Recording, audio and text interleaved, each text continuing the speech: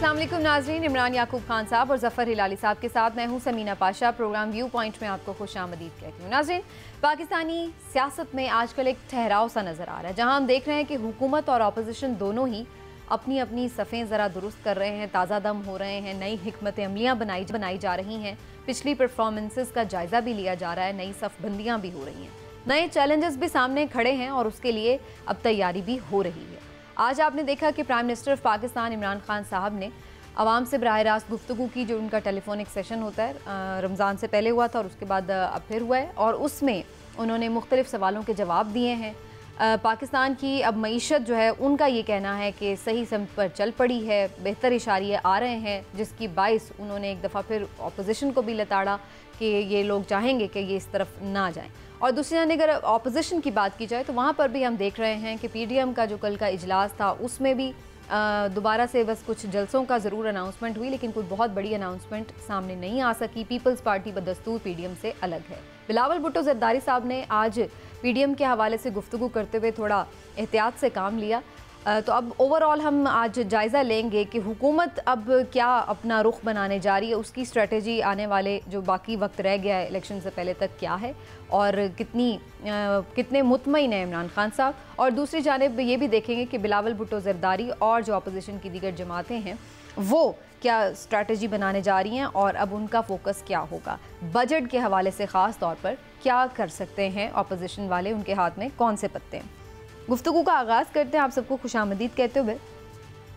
और सबसे पहले जैसे कहा कि प्राइम मिनिस्टर साहब ने आज जो गुफ्तगू की है उसमें उन्होंने कुछ ये बात की है कि वो इशारिये मुस्बत हैं, और साथ ही उन्होंने इस बात का भी इंदिया दिया कि शायद जो अपोजिशन वाले हैं उन्हें पूरा शक है कि वो रखना डालने की कोशिश करेंगे बजट के हवाले से। क्या उन्होंने कहा, उन्हीं की ज़बानी सुन लीजिए। ये समझते हैं कि ये सारा वक्त कोई ना कोई ये ड्रामे करके ये आ जाएंगे। ये जो आज घबरा के सारे इकट्ठे हुए हैं, इनकी वजह ये है, ये समझ नहीं रहे थे कि ये हुकूमत निकल सकेगी माशी क्राइसिस से। अब ये जो इन्होंने देखा है कि ये जो निकल गई है, पाकिस्तान सही रास्ते पर लग गया, इकोनॉमिक इंडिकेटर्स है वो सही रास्ते पे हैं। अब ये फिर कोशिश करेंगे, कुछ मुझे पूरा शक है ये अभी बजट में भी कोशिश करेंगे, लेकिन ये किसी सूरत जीतेंगे नहीं। तो ये आपने प्राइम मिनिस्टर साहब की गुफ्तगू सुनी। बात का आगाज़ करते हैं। इमरान साहब, आपको प्राइम मिनिस्टर साहब की आज की ये भी गुफ्तगू जो हमने सुनी, उसके अलावा भी ओवरऑल और उनकी बॉडी लैंग्वेज, क्या आपको लग रहा है कि जो अच्छी GDP ग्रोथ है उसने एकदम ज़रा एतमाद बहाल किया है प्राइम मिनिस्टर साहब का? बिस्मिल्लाहिर्रहमानिर्रहीम। देखें समीना, वज़ीर आज़म इमरान खान जो हैं एक स्पोर्ट्समैन तो हैं, तो जब इस तरह की बात होती है तो ऑब्वियसली वो इस पे उनकी बॉडी लैंग्वेज जो है जो पहले से भी बेहतर हो जाती है, और वो फाइटर भी हैं। तो इसलिए अब उनका ख्याल है कि उनके, क्योंकि हुकूमत को भी ये तवक्कुआत नहीं थी कि GDP ये इतनी बेहतर हो जाएगी, और आपके सामने ही है कि जो बैनुल अक़वामी इदारे थे उनके मुताबिक, स्टेट बैंक के मुताबिक जो भी तहमीने थे वो पीछे रह गए, अंदाजे पीछे रह गए, और GDP बेहतर हो गया। इसलिए ऑब्वियस बात है कि वज़ीर आज़म का एतमाद बढ़ा है। दूसरी बात जो आपने अपने इंट्रो में भी की कि क्योंकि मुल्की हालात सियासत के इस तरह से हो गए हैं कि अपोजिशन भी इस बात पे अब कन्विंस्ड नज़र आती है कि कोई इन हाउस तब्दीली नहीं, कोई रफड़ नहीं, अगले इलेक्शन की तैयारी करो, अच्छे बच्चे बने। हाँ, इसीलिए अब हुकूमत का एतमाद जो है उसमें इजाफा नज़र आ रहा है, नज़र भी आ रहा है, एक लाजमी सी बात भी है। लेकिन असल बात ये है कि इतमाद इनका तब बढ़ेगा जब वाकई ये महंगाई पे काबू पा लेंगे। वज़ीर आज़म इमरान खान साहब की जो बातें आज आपने सुनी हैं, अगर आपने उन बातों पे गौर किया हो तो ये जो अभी कह रहे हैं कि जी बजट में अपोजिशन ख़राबी करेगी, अब देखें अपोजिशन ने अपने वजूद का एहसास तो दिलाना है। अपोजिशन ने, ये तो उनकी स्ट्रेटेजी है कि अब हम आपसे सड़कों पे नहीं, हम पार्लियामेंट में निपटेंगे। तो अब उन्होंने निपटना तो है, वो आपके लिए मसाइल तो वहाँ खड़े करेंगे, लेकिन आप अपनी परफॉर्मेंस इतनी बेहतर बनाएं कि अपोजिशन चाहते हुए भी कुछ कर ही ना पाए। लिहाजा ये मैं समझता हूँ कि अब शायद इस स्ट्रेटेजी से, वैसे आपका सियासी तज्ज़िया क्या? आप तो, हम जब इस पे बजट के हवाले से उस दिन गुफ्तगू कर रहे थे तो आप ये कह रहे थे कि अपोजिशन भी साथ दे देगी और बजट पास हो जाएगा। बजट पास हो जाएगा, मैं अब भी कह रहा हूँ, लेकिन अपोजिशन साथ देगी। अब सामने मसला क्या है, अपोजिशन की प्रॉब्लम, अपोजिशन साथ इस तरह से देगी कि शोर शूर डालेगी, लेकिन अपोजिशन बजट पास होने से नहीं रोकेगी। दूसरी बात अब समझे आप, हुकूमत के लिए मसला है IMF, अपोजिशन नहीं है। IMF ये चाहती है कि आप अपना टैक्स नेट बढ़ाएं, اس کے لیے ٹیکس نیٹ بڑھا کے آپ ریونیو میں اضافہ کریں. دوسرا ان کو آپ کے اعتراضات ہیں چیزوں پہ, سرکولر ڈیٹ جو ہے وہ آپ کا وہ کہتے ہیں اس کو کم کریں. اب حکومت اگر تو ان چیزوں پہ قابو پا لیتی ہے, نہیں ٹیکس تو انہوں نے بڑا اچھا اکٹھا کر لیا, ریکارڈ ٹیکس اکٹھا کر لیا سر, لیکن پھر بھی جتنا ہدف تھا وہ تو نہیں پورا ہوا. گزارش صرف یہ ہے کہ کووڈ بھی تو تھا نا, اس کے باوجود انہوں نے پاکستان کی ہسٹری میں اتنا ٹیکس اکٹھا نہیں ٹھیک ہے, لیکن میں تو آئی ایم ایف کی بات کر رہا ہوں نا کہ اس کے مطالبے کیا ہیں. اب حکومت کا معاملہ یہ ہے کہ حکومت ریلیف بھی دینا چاہتی ہے اور الیکشن کی وجہ سے یہ چاہتے ہیں کہ اس طرح سے کیا جائے کہ عوام کو مطمئن کرنے کے لیے ترقیاتی بجٹ بھی اضافی. وزیر اعظم کی خواہش ہے کہ 900 ارب روپے کے ترقیاتی بجٹ جو ہے بجٹ کا اعلان کیا جائے, 900 ارب روپے کے ترقیاتی منصوبوں کا. اب پچھلے سال حکومت نے 600 ارب روپے فکس رکھے تھے اس کام کے لیے, لیکن اس میں سے صرف 250 ارب روپے خرچ ہو سکے. تو آپ پہلے ترقیاتی منصوبے اگر مکمل ہی نہیں کریں گے, ان کا استعمال ہی نہیں کریں گے, تو رکھنے کا فائدہ نہیں. چلیں بجٹ کے حوالے سے تو ابھی ڈیٹیل میں ہم فردر بات کرتے ہیں, لیکن میں پہلے ہلالی صاحب کا کامنٹ لے لوں. ہلالی صاحب, آپ کو کیا لگ رہا ہے کہ پاکستان میں جو اس وقت معیشت کی صورتحال ہے, جو کووڈ کی صورتحال ہے, جو اوور آل سچویشن ہے, اس میں پرائم منسٹر صاحب کو مطمئن ہونا چاہیے, اطمینان بخش ہے؟ اسپیکٹیکولر پرفارمنس ہے پرائم منسٹر کا, پارٹی کا, گورنمنٹ کا, اسپیکٹیکولر پرفارمنس. اس سے زیادہ بہتر کیا ہو سکتا ہے؟ بالکل کانفیڈنس اسے واپس آ گیا ہے اور نظر آ رہا ہے کانفیڈنس آ گیا ہے.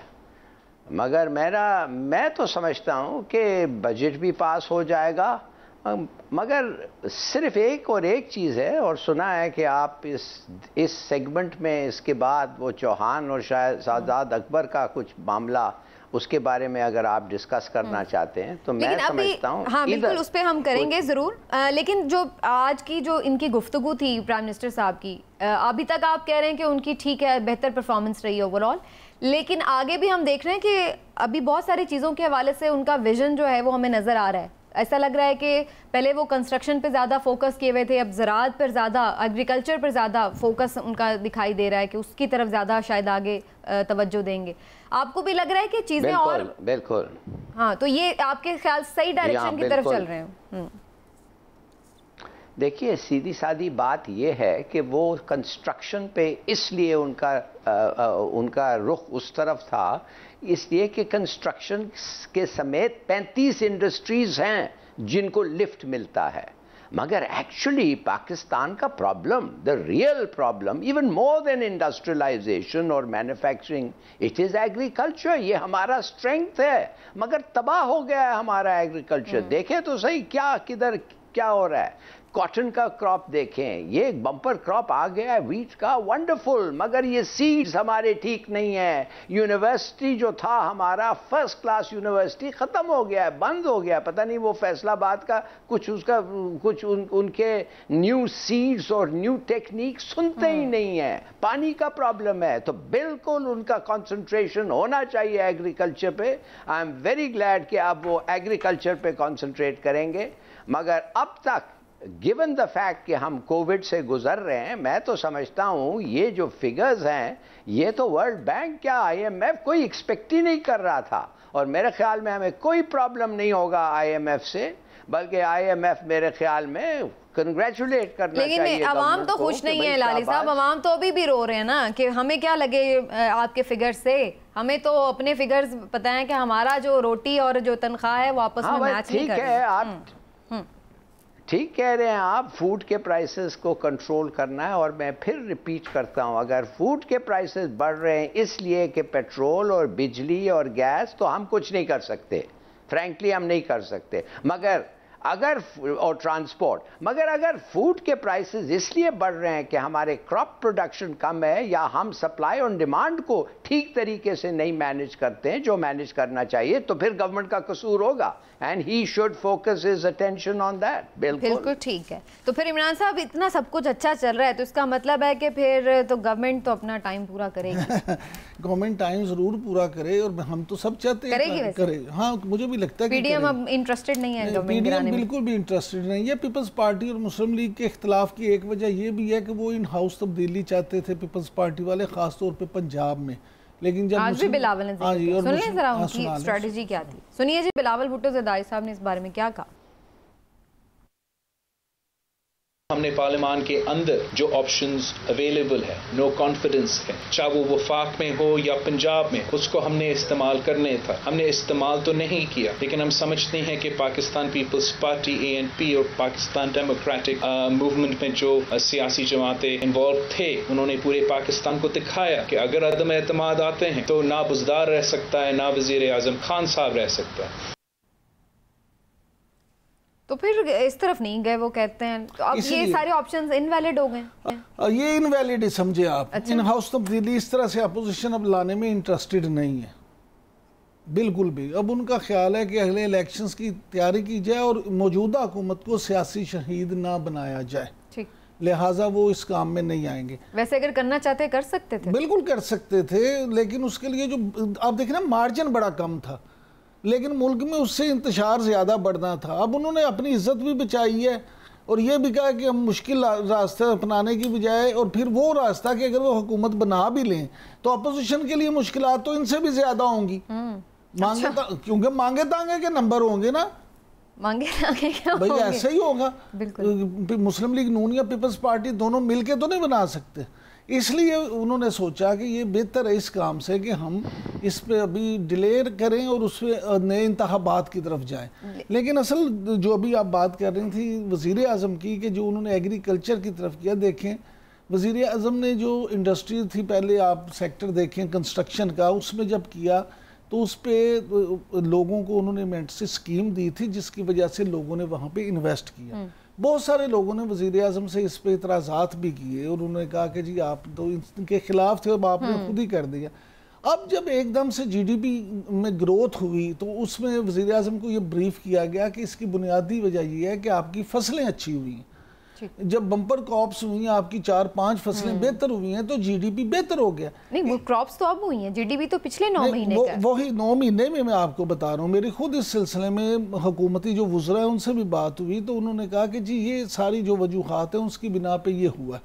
अब मैं जब वज़ीर आज़म हाउस के करीबी लोगों से भी बात हुई तो उन्होंने कहा कि वज़ीर आज़म ने इससे मुतासिर होकर अपनी जो कोर टीम है, आप सुन लें, जो उनकी कोर टीम है, उसको कहा कि जब हम एग्रीकल्चर की बिना पे अपना GDP इस तरह से बेहतर कर सकते हैं तो फिर हमने इसकी तरफ तवज्जो क्यों नहीं दी। इस पे वज़ीर आज़म ने एक खसूसी टास्क दिया और जल्दी आप देखेंगे कि हुकूमत एक वज़ीर आज़म इस पे एक खसूसी कमेटी भी बना रहे हैं और उन्होंने इस पे कहा है कि आप चाइना से और दूसरे ममालिक से ये राब्ता करें और उनसे बीज, जो नए बीज हैं जिसकी लाली साहब बात कर रहे हैं, उनके हवाले से। वैसे मैं तो इस बात का ठीक है, हाँ जी, और उस हवाले से सारा रिसर्च करें और जितना हम अपनी एग्रीकल्चर को बेहतर कर सकते हैं, क्योंकि बुनियादी तौर पे तो हम कहते हैं जी एग्रीकल्चर मुल्क है पाकिस्तान, और अगर एक एग्रीकल्चर मुल्क को आटा के लिए गंदम मंगवानी पड़ जाए बाहर से, दूसरी चीज़ें कपास मंगवानी पड़ जाए, तो फिर वो कौन सा एग्रीकल्चर मुल्क है। तो इसलिए अब वज़ीर आज़म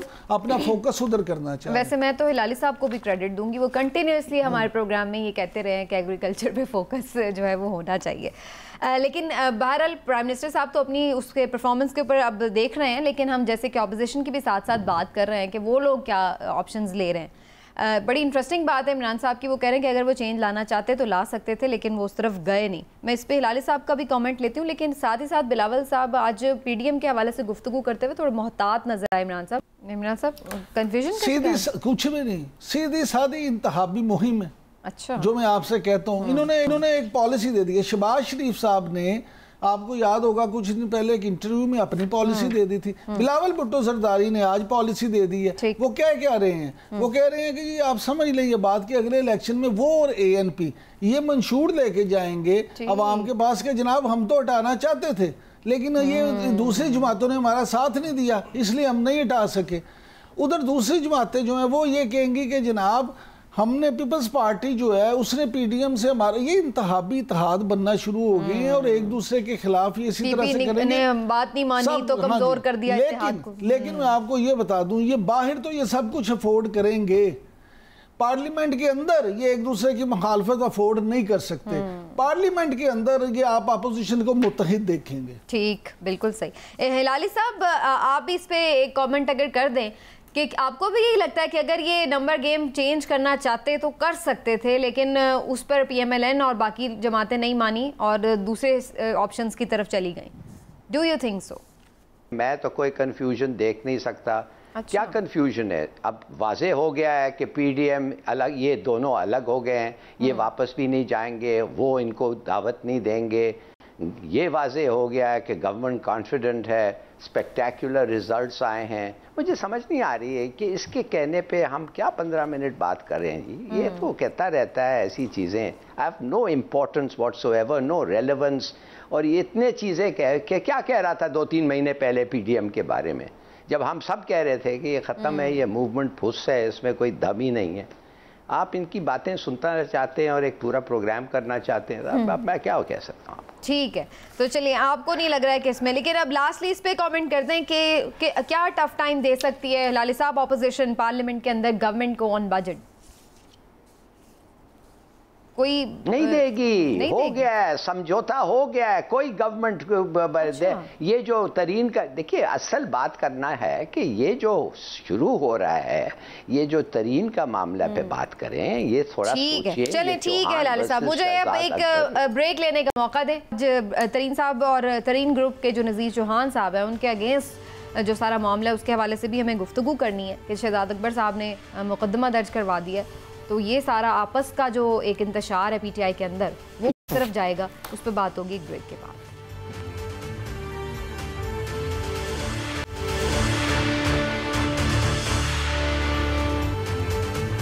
ویلکم بیک ناظرین. کپتان کے کھلاڑی آپس میں ہی الجھ پڑے ہیں اور ہم نے تو یہ دیکھا تھا کہ ترین گروپ کے ساتھ کہا یہی جا رہا تھا بظاہر کے معاملات سارے سیٹل ہو گئے ہیں اور اب بجٹ تک تو کم از کم کوئی ایشو نہیں ہے، بعد میں شاید کچھ چیزیں نکل آئیں.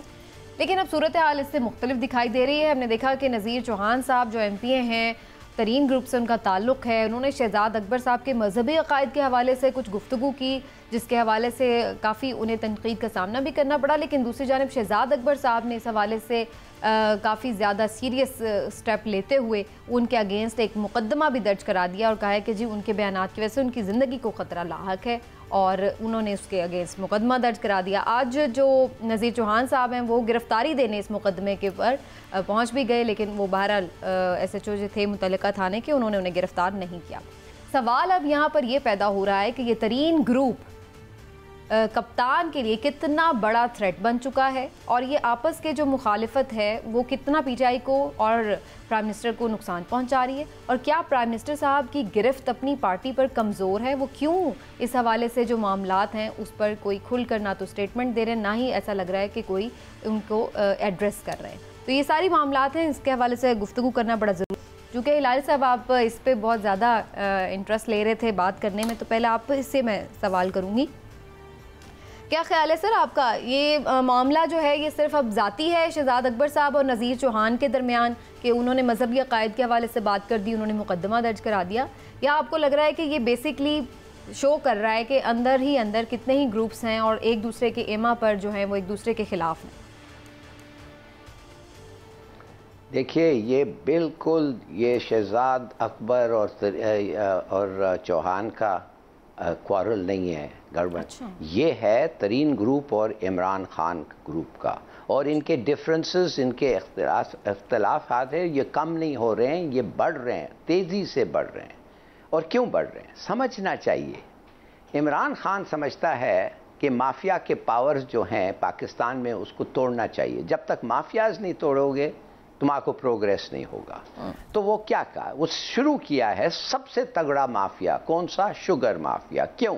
اس لیے کہ ہر فیملی جو ہے پاکستان کا، پاورفل فیملیز پاکستان کے، شریفز اور زرداریز اور ترینز اور اخترز اور بختیارز، یہ سب اس میں ہیں.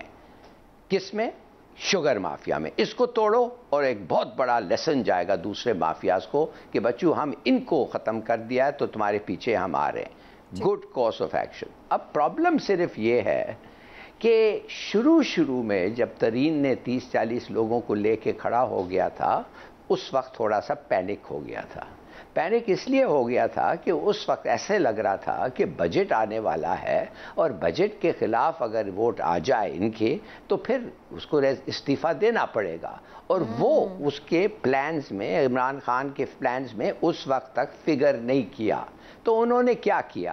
انہوں نے ان کے ساتھ ملا اور یہ رضوان جو ایف آئی اے کا لاہور کا میرے خیال میں چیف ہے، جس نے ایف آئی آرز کاٹا ہے ترین کے خلاف، اس کو نکال دیا ترین کے بقول ترین کے کہنے پہ کہ کنسیشن دیا. مگر ساتھ ساتھ اس لیے کہ ایسا نہ ہو کہ ترین کا بالکل فتح ہو گیا، وہ علی ظفر کو انہوں نے لے آئے اور کہنے لگے ترین کو کہ ہم تمہارے سے آنیسٹی کرنا چاہتے ہیں. علی ظفر ایک نیوٹرل آدمی ہے، وہ اچھا آدمی ہے، وہ دیکھے گا کہ قانون کے، تم خود کہتے ہو کہ تمہیں کسی ڈر نہیں ہے ایف آئی آر کا اور وہ لڑو گے کورٹس میں، لہٰذا اب علی ظفر آ گیا، تمہیں ایسے زیادتی نہیں ہوگی. مگر وہ کہنے کے بعد انہوں نے فوراً رضوان کو ریسٹور کر دیا. تو اس کا کیا مطلب ہے؟ اس کا مطلب ہے وہ آدمی جو ایف آئی آر کاٹا تھا، جس کو نکالا تھا، اس کو ریسٹور کر دیا. تو اس کے معنی ہے کہ ان کی جو ریلیشن شپ ہے یہ مرمت کی طرف نہیں جا رہی ہے، ٹھیک ہونے پہ نہیں جا رہی ہے، وہی ادھر ہی ہے. ناؤ اب بات اصل یہ ہے کہ ترین کا علی ظفر کا رپورٹ تو بجٹ کے بعد آئے گا اور وہ معاملہ بجٹ تک تو ان کا سپورٹ ہے، انہوں نے کہہ بھی دیا ہے. بجٹ کے بعد جو ہوگا وہ الگ بات ہے. اور بجٹ کے بعد میرے اپنا خیال ہے ترین کو گروپ چھوڑنا پڑے گا. عمران خان گروپ کو ترین کو چھوڑنا پڑے گا اور اس وقت وہ جا سکتا ہے. شہباز ترین کا دوست ہے، بڑا اچھی دوستی ہے ان کے، ہی میں جوائن دیم.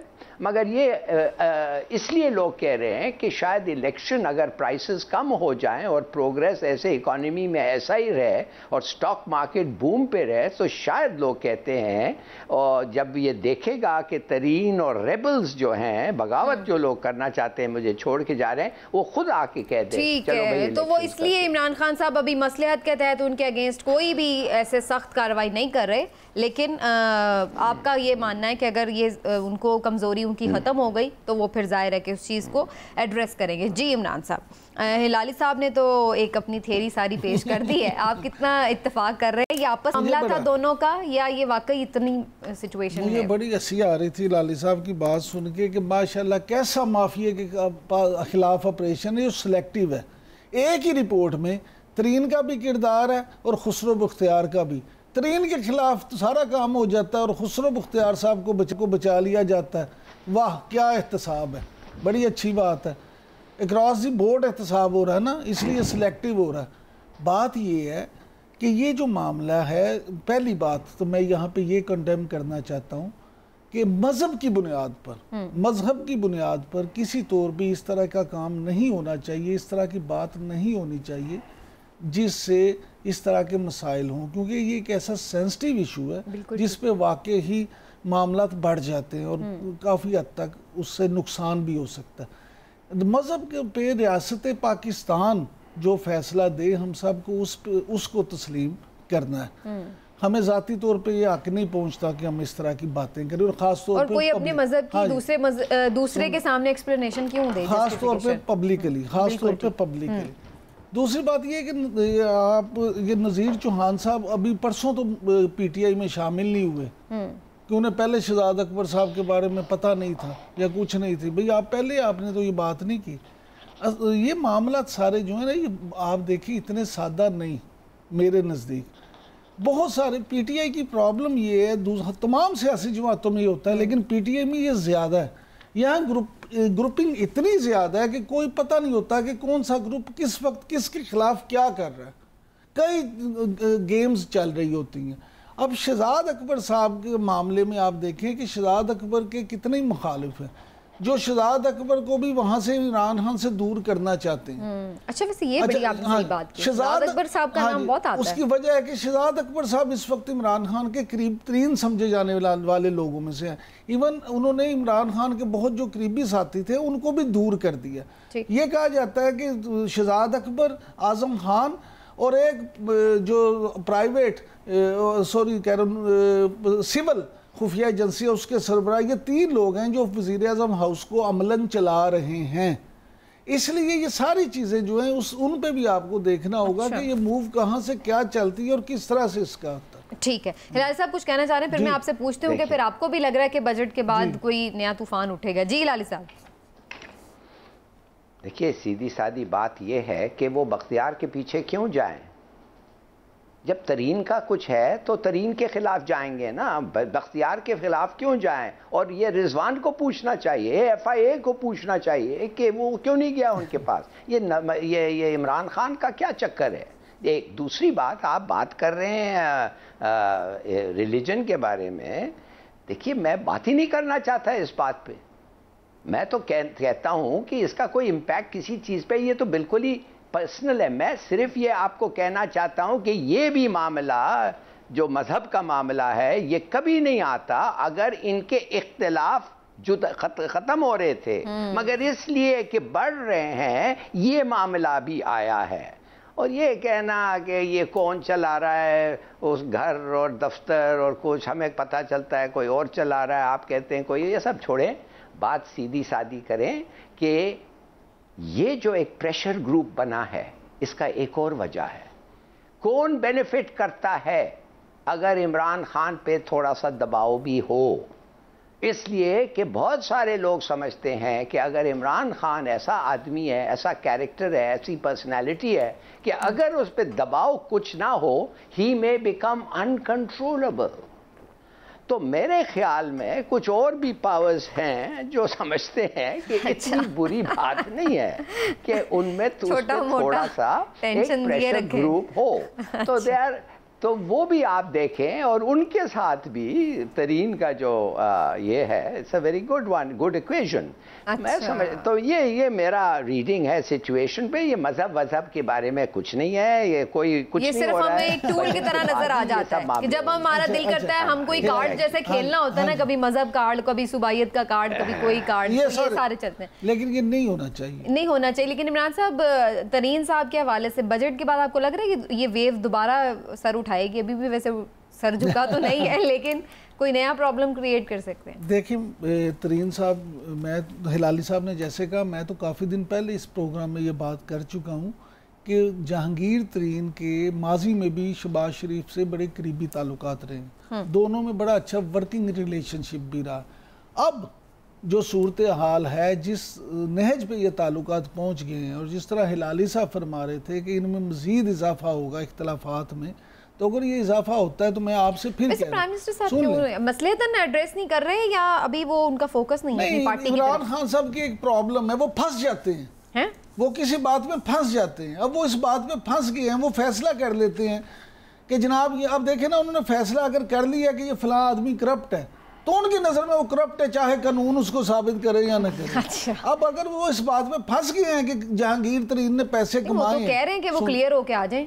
मुझे तो वो कहते हैं मुझे खुद बड़ा दुख है। समीना, क्लियर किसने करना है? इदारों ने करना है ना। अब आप ये तो इंटेंशन देखें कि एक तरफ आप डॉक्टर रिजवान को इंक्वायरी से हटा के कह रहे हैं जी अबू बकर खुदा बख्श इंक्वायरी करेगा, उसके अगले दिन या 2 दिन बाद आप कहते हैं नहीं डॉक्टर रिजवान वापस आ गए हैं डायरेक्टर FIA, तो वो थे ही, इस इंक्वायरी के भी इंक्वायरी अफसर वही हैं।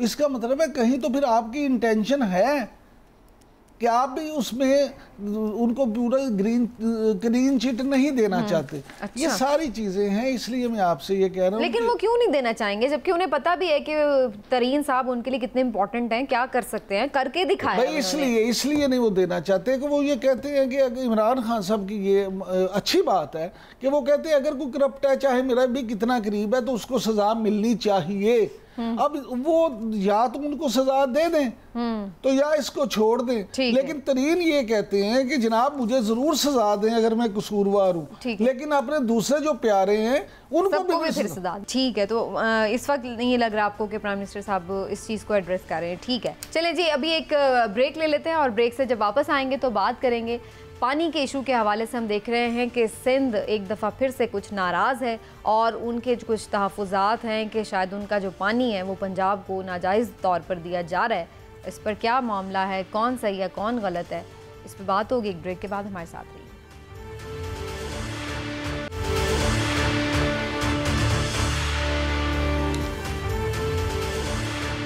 वेलकम बैक नाजरीन। पाकिस्तान के आबी ज़खायर की बात की जाए तो इस वक्त हमें नज़र आ रहा है कि कुछ पानी की कमी का पाकिस्तान को सामना है, और ऐसे में सिंध ने भी कुछ अपने तहफ़्फ़ुज़ात का इजहार कर दिया है, और उनका ये मानना है कि सिंध के हिस्से का कुछ पानी जो है वो पंजाब को नाजायज़ तौर पर दिया जा रहा है। वफाक का इस पर जो मौक़िफ़ है वो ये है कि जनाब आपको आपका पानी मिल रहा है, लेकिन आपके अपने जो वडेरे हैं वही ये पानी इस्तेमाल कर लेते हैं, और जो छोटे काश्तकार हैं उन तक वो पानी और छोटे इलाकों तक वो पानी अंदरून के बहुत नहीं पहुंच पा रहा है। तो अपना प्रॉब्लम जो है वो आपका उस तरफ है, वो पंजाब को कोई पानी ऐसा नहीं दिया जा रहा। इस हवाले से प्राइम मिनिस्टर साहब ने एक आज गुफ्तगू भी की एक सवाल के जवाब में। उनका क्या कहना था इसको सॉर्ट आउट करने के हवाले से, वो सुन लीजिए।